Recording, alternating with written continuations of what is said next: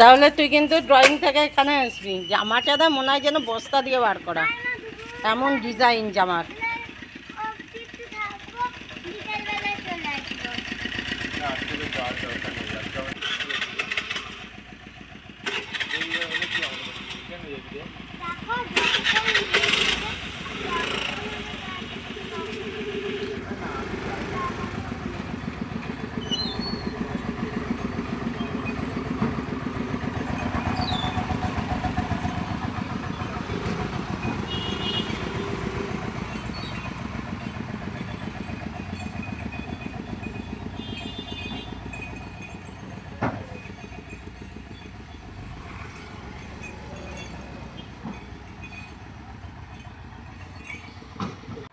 Good afternoon বন্ধুরা, কেমন আছো সবাই? আশা করি সবাই খুব ভালো আছো। আজকে কোনো ভ্লগ ভিডিও নিয়ে আসিনি। আজকে এলাম আমার সফলতার আর এক ধাপ এগোনো গল্পটা নিয়ে তোমাদের সাথে শেয়ার করতে। যখন মনিটাইজেশন করি তখন অনেক লড়াই ছিল, অনেক কিছু ছিল। যারা আমার পুরনো বন্ধুরা আগে থেকেই আমার সাথে যুক্ত রয়েছে তারা তো জানোই সব গল্পটা কতটা ঝড় গেছে। তো সেখান থেকে তো বেরোলাম, বেরিয়ে তো যথারীতি আমার মেয়ের যেদিন জন্মদিন তোমরা জানোই, 26শে জানুয়ারি মানে 25শে জানুয়ারি, বলবো না 26শে জানুয়ারি পড়ে গেছে, মানে 12টা বেজে গেছে। 12টা 9-এ আমার মেল ঢোকে ফোনে যে মানে যেটা জমানোর দরকার সেটা আমার কমপ্লিট। যার নামে চ্যানেলটা ঠিক তার জন্মদিনের দিন মেল ঢোকে ভেরিফাই করানোর জন্য। এবার তোমরা তো জানোই যে আমি কলকাতায় থাকতাম না, আমার বিয়ের পরে গ্যাংটকে, তারপরে ডুয়ার্সে, এইভাবেই কেটে গেছে। তো তখন তো আমার কিছু চেঞ্জ করা হয়নি কাগজপত্র।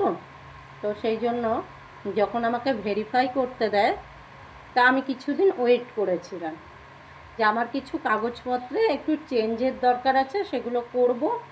আর প্লাস আরাধ্যারও কিছু কাগজপত্র তখনও তৈরি হয়নি, তো ওগুলো করে নিয়ে একবারে আমি শান্ত মেজাজে, এইসব তো হুটফাট কিছু হয় না, তো একদম মাথা ঠান্ডা করে একদম ফ্রি থাকবো, সেই সময় আমি বসবো অ্যাপ্লাই করার জন্য আর কি।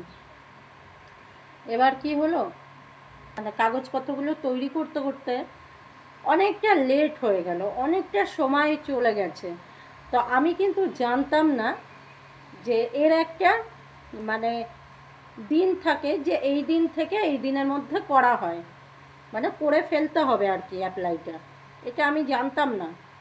আমি জানতাম হচ্ছে এগোচ্ছে, এগোক, আমার কাগজপত্র তৈরি হয়ে যাক, তারপরে আমি করব।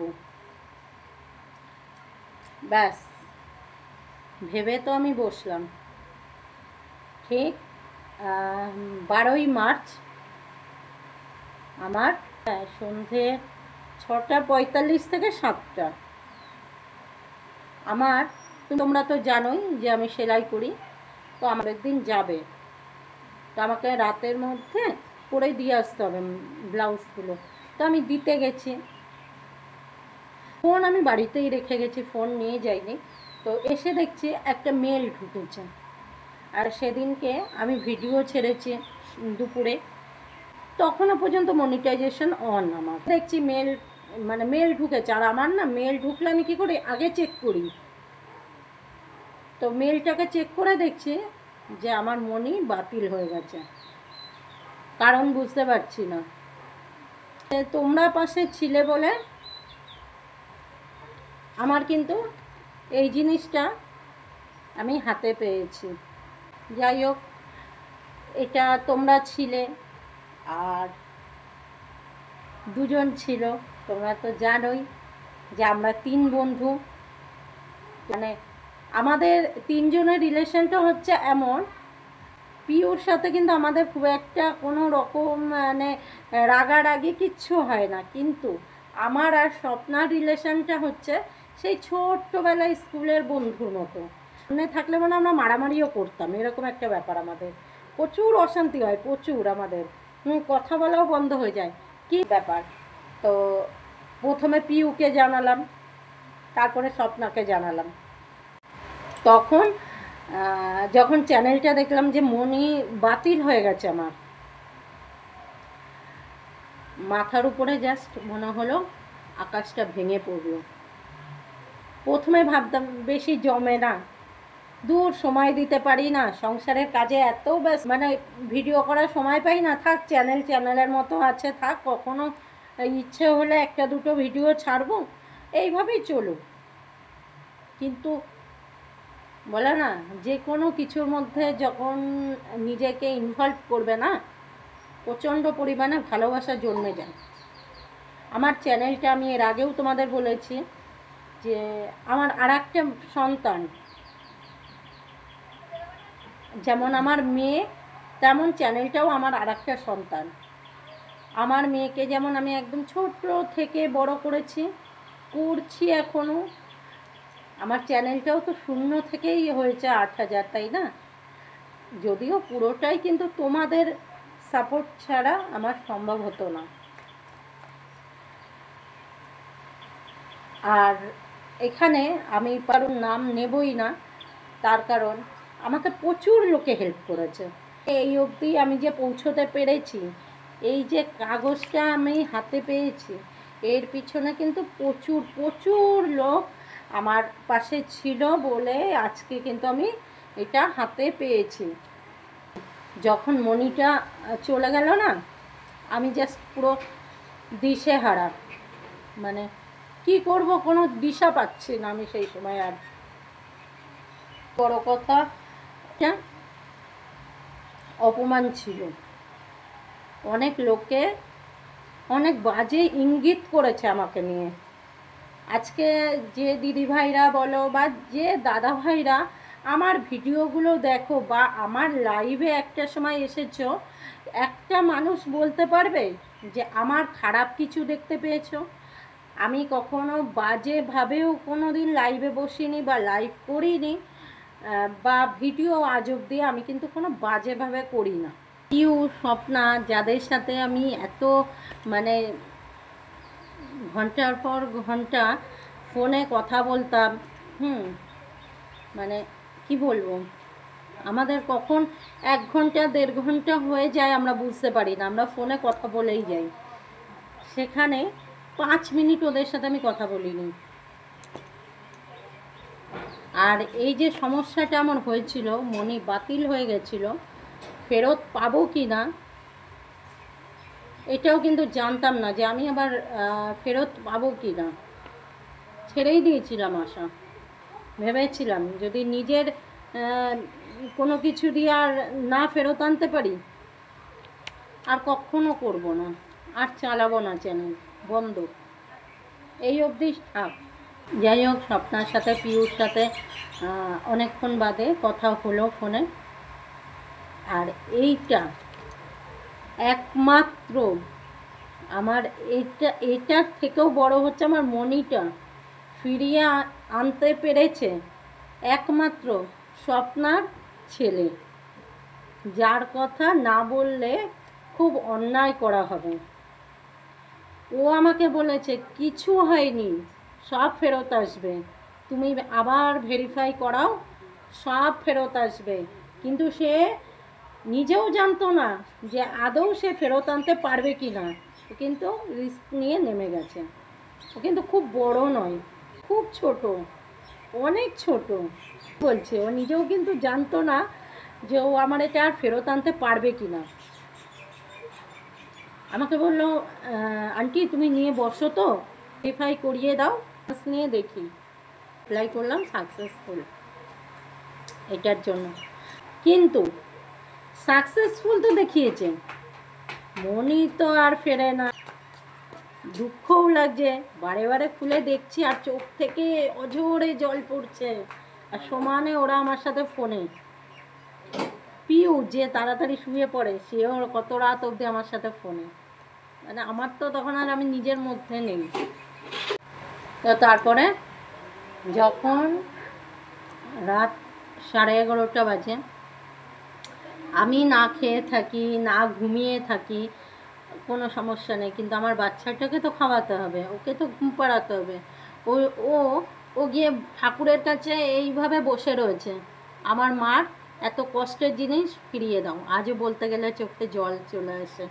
সেই দিনটা আমি যে কিভাবে পার করলাম আমি বলে বোঝাতে পারবো না। ওখানে তো ভেরিফাই হয়ে গেল, মনি আসছে না, মনি না এলে ভেরিফাই দিয়ে আমি করবো কি? যাই হোক, আমার মেয়ে তো এইভাবেই, আমার মায়ের চ্যানেলটাকে তুমি ফিরিয়ে দাও ঠাকুর। এবার আরাধ্যাকে খাওয়াতে বসবো, তখন বাজে রাত 11:30। রাত 11:30টার সময় আমি ওকে খাওয়াতে যাচ্ছি, তখন ওয়াইটি স্টুডিও অন করে দেখছি আমার মনি ফিরিয়ে দেওয়া হয়েছে। ঠিক আছে, আমার মনি ফিরিয়ে দিয়েছে। তো যাই হোক, সাথে সাথে তো স্বপ্নাকে পিউকে ফোন করে জানালাম যে কিরে আমার ফিরে এসেছে। সবার প্রথম আমি ওদেরকেই ফোনটা করেছি, আমার মাথায় তখন তোমাদের দাদাভাইকেও ফোন করার কথা মাথায় নেই, আমার মাকেও জানাবো এটাও মাথায় নেই, আমার ওই দুজনকে আগে জানাতে হবে। জানালাম ওদের। তো এত কিছু বললাম একটাই কারণ, আমি যে ভুলটা করেছি তোমরা সেই ভুলটা করবে না। যখনই অ্যাপ্লাই করতে দেবে ঝটপট কোনো কিছু ভাবার দরকার নেই। যখনই অ্যাপ্লাই করার জন্য ওরা মেল পাঠাবে ভেরিফাই করার জন্য, সাথে সাথে আগে ভেরিফাই করবে, তারপরে সব কাজ পিছনে রেখে যদি মনে করো যে এর উপর থেকে আমাকে কিছু করতে হবে, আমার তো সবার প্রথম হচ্ছে আমাকে আমার পরিচিতি তৈরি করতে হবে। প্রচুর মশা কামড়াচ্ছে, ওখানে আর বসতে পারলাম না, বিকেল হয়ে গেছে, অনেকক্ষণ আগেই হয়ে গেছে, ওখানে আর বসার মতো নেই, খুব অসুবিধা হচ্ছে। তো যেটা বলছিলাম, এই ভিডিওটা তোমাদের সামনে নিয়ে আসা এই কারণেই, না হলে এতদিন বাদে আমি আর আনতাম না। একটাই কারণ, আমার ভুলটা কোথায় হয়েছিল সেই জন্যই ভিডিওটা কিন্তু করা। তোমরা কিন্তু আমার মতো ভুল কেউ করবে না, কেউ করো না, আমি তোমাদের ভালোর জন্যই বলছি। যদি কোনো রকম অ্যাড্রেসের সমস্যা হয় সে ব্যাপার আলাদা, আমার যেমন কোনো সমস্যা হয়নি। আমার ভেরিফাই করার 12 দিনের দিন আমি কিন্তু পেয়ে গেছি। ঠিক আছে, 12 দিনের দিন আমার হাতে চলে এসেছে, কোনো কিছু সমস্যা আমার হয়নি, না অ্যাড্রেসের সমস্যা না কিছু, কোনো কিছু হয়নি, এক চান্সে আমি পেয়েছি। কিন্তু আমার সমস্যা ওই একটাই হয়ে গেছিলো। আমারও যে পুরো ভুলটা সেটাও আমি বলবো না, তার কারণ আমার যেগুলো চেঞ্জ করার ছিল, আরাধ্যার কিছু কাগজপত্র বার করার ছিল, সেগুলো নিয়েই আমি কিন্তু এতই ব্যস্ত হয়ে পড়েছিলাম যে এটা তখন আমার কাছে মনে হচ্ছে যে কিছুদিন সময় আছে, থাক পরে করব। এই পরে করতে গিয়ে আমার যে এত বড় সর্বনাশ হয়ে যাবে আমি ভাবতে পারিনি। যদি 26শে জানুয়ারি যখন আমার কাছে মেল ঢোকে তখনই যদি আমি এটা অ্যাপ্লাই করে দিতাম, আজ হয়তো আমাকে এই সমস্যার মধ্যে পড়তে হতো না। যদিও জানো তো, মানুষ যখন কোনো রকম কোনো বিপদের মধ্যে পড়ে তখন কিন্তু মানুষ সেখান থেকে একটা বড় শিক্ষা নেয়। পড়লে আজকে আমি হয়তো তোমাদেরকে এটা নিয়ে কিছু বলতে পারতাম না। ঠিক আছে, অনেকেরই হয়তো অজানা থেকেই যেত এটা। আমি নিজেই জানতাম না যে এই সামান্য একটা কারণের জন্য মনি বাতিল হয়ে যেতে পারে। তো এটা থেকে আমি একটা বড় শিক্ষা নিয়েছি। কোথায় আমি কিন্তু হারিয়ে যাওয়া আমার জিনিসটাকে আমি ফেরত পেয়েছি। তোমরা কিন্তু এই ভুল কেউ কোনো দিন করবে না। তোমরা যেভাবে আমার পাশে ছিলে এতদিন, শূন্য থেকে আমার পাশে যেভাবে তোমরা ছিলে সেইভাবেই আমার পাশে থেকো। আগামী দিনে আমি যেন নিজেও এগোতে পারি, আর আমার থেকেও যেন আমি কাউকে হেল্প করতে পারি। চলো, টাটা।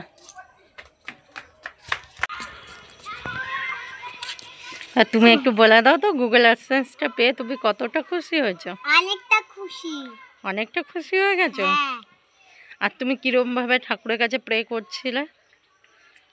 আমি এই মন্দিরে এইভাবে বলছিলাম যে ঠাকুর আমার ফিরিয়ে দাও।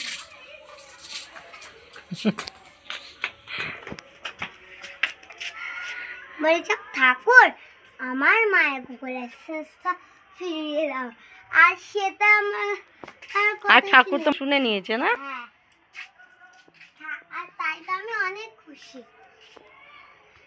আর গুগল অ্যাডসেন্সটা যখন এলো বাড়িতে, কে আনতে এসেছিল? রাস্তা দিয়ে কে নিয়ে গেল? পাপা। পাপা। আর আর কে গেছিল সাথে?